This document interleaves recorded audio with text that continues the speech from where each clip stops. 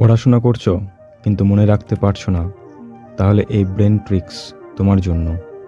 বৈজ্ঞানিকরা বলছে আমাদের মস্তিষ্ক সবচেয়ে বেশি শেখে যখন সেটা শান্ত এবং সতর্ক থাকে।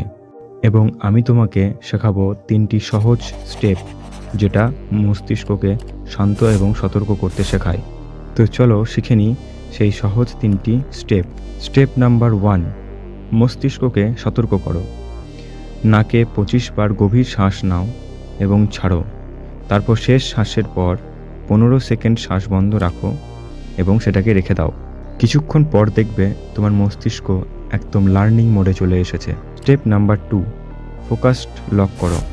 কক্ষে কোনো একটা জিনিসকে 30 সেকেন্ড ধরে চোখের পলক না ফেলে দেখার চেষ্টা করো। যখন চোখ একটি স্থানে স্থির হয়ে যায়, মস্তিষ্ক সে এক জায়গায় ফোকাস লক করে।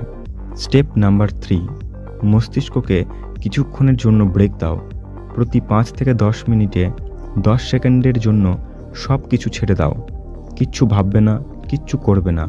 এটাই সেই মুহূর্ত যখন মস্তিষ্ক পিছনের সব বিষয়গুলিকে পুনরাবৃত্তি করতে শুরু করে।